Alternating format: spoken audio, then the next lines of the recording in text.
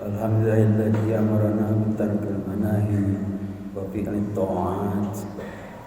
Asyhadu an la ilaha illallah wahdahu la syarika lah wa asyhadu anna sayyidina Muhammadan abduhu wa rasuluh ad-da'i bi qawlihi wa fi'lihi ila rasyad. Allahumma shalli wa sallim ala sayyidina Muhammad wa ala alihi wa sahbihi hadina lis-sawabi wa at-tabi'ina lahum bi ihsan ila yaumil ma'ad. Amma ba'd. Ayyuhal muslimun, ittaqullaha haqqa tuqatih wa la tamutunna illa wa antum muslimun. Faqad qala Allah ta'ala fi kitabihil karim. A'udzu billahi minasy syaithanir rajim. Innamal mu'minuna ikhwatun fa aslihu baina akhawaykum. Wa qala ta'ala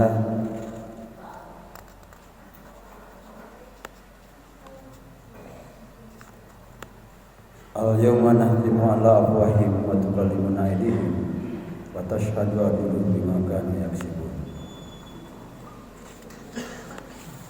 Sidang jemaah yang berbahagia, alhamdulillah wa syukur ala ni'amillah.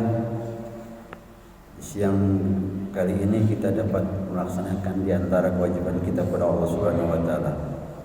Mudah-mudahan semua pengorbanan dan upaya kita diterima oleh Allah Subhanahu wa taala menjadi amal yang saleh. Amin ya Allah ya rabbal alamin.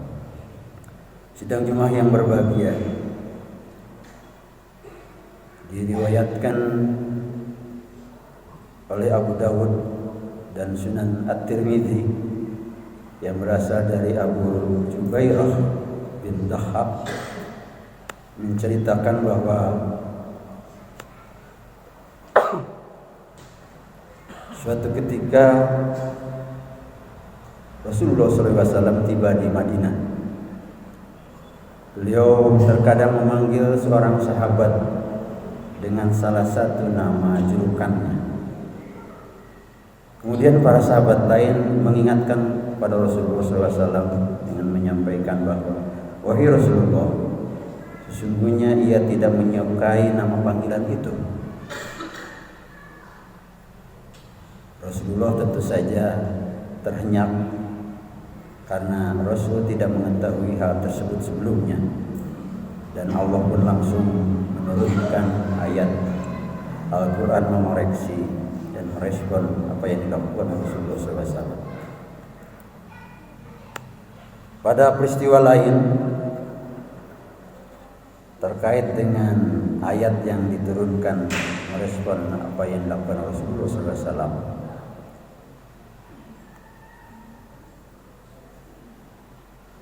diceritakan bahwa sebagian dari istri Rasulullah SAW sempat semacam mengejek Sofiyah bin Huyai yang merupakan keturunan Yahudi dengan memanggilnya wahai wanita Yahudi.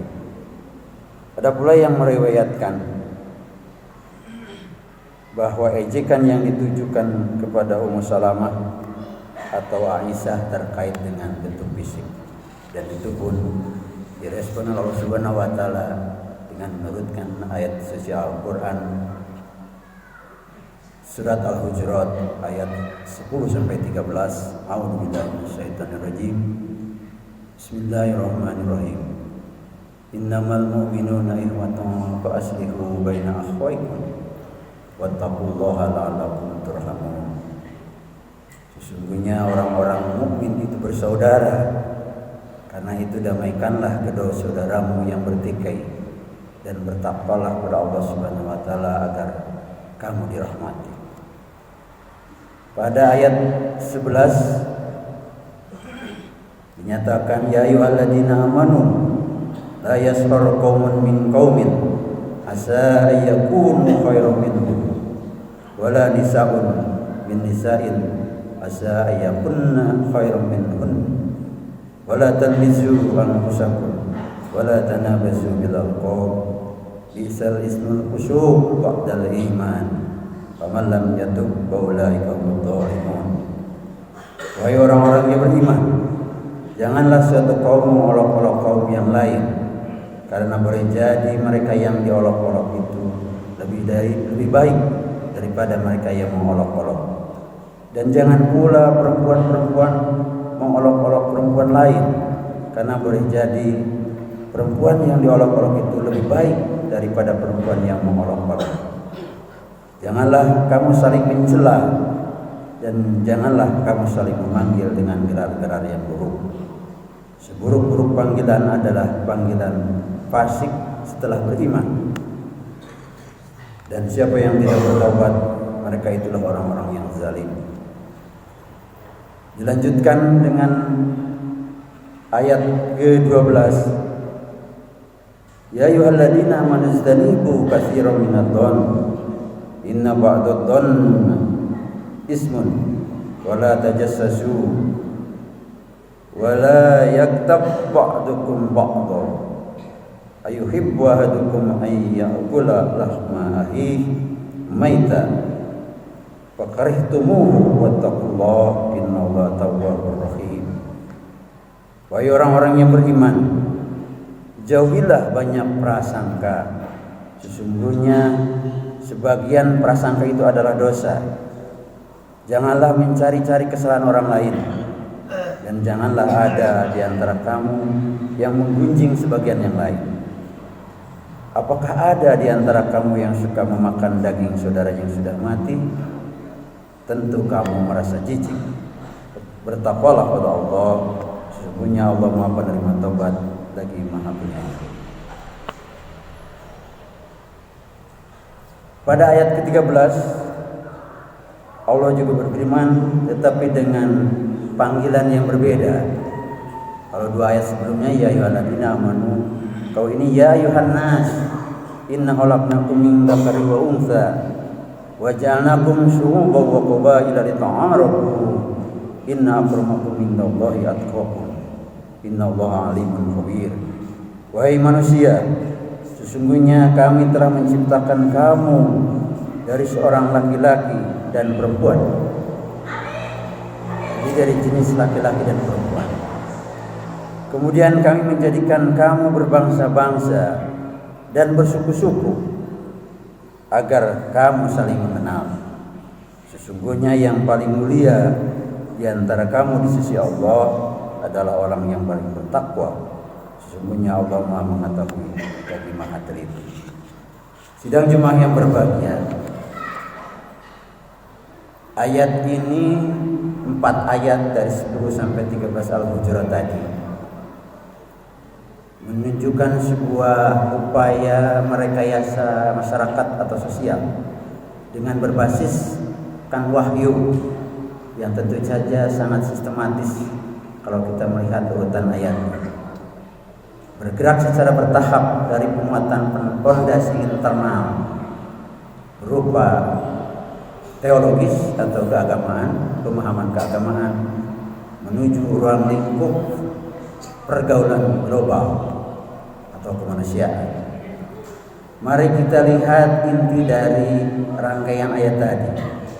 Pada ayat 10 menetapkan asas persaudaraan sekandung, tepatnya persaudaraan seiman, seakidah, dan kewajiban berdamai apabila ditemukan di antara orang yang seiman itu. Dalam ayat ini terjadi perselisihan. Ayat 11 jamaah rahimahullah itu mengingatkan bahwa dalam pergaulan itu ada yang bersifat merusak dan itu bersifat internal berupa lisan dan sikap. Karena itu ayat ini melarang perilaku yang merusak hubungan interpersonal langsung, seperti mengejek, mencela, atau memanggil julukan dan panggilan-panggilan yang buruk. Pada ayat ke-12 juga ditegaskan bahwa ada perusak internal yang bersifat mental dan pikiran. Karena itu melarang penyakit hati pada diri kita masing-masing yang dapat merusak pikiran kita. Berupa apa? Berupa prasangka buruk, memata-matai, menggosip atau menguncing. Dan pada ayat ke-13 ini bersifat visi global, bagaimana membuka sekat eksklusivisme menuju persaudaraan kemanusiaan universal tanpa memandang ras, suku atau bangsa, dengan tolak ukur ketakwaan kepada Allah Subhanahu wa taala. Singkatnya bahwa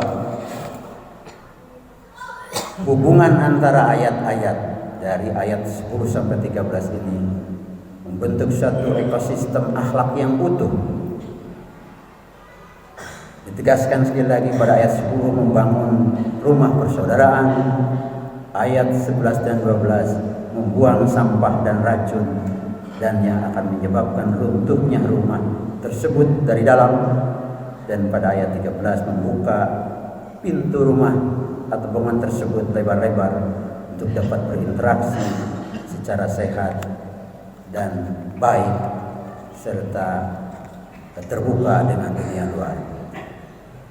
Mudah-mudahan kita sekalian di keberkahan bulan Maulid ini, di mana Rasulullah SAW memiliki visi utama yaitu mengubah akhlak kita sebagai bulan akhlak.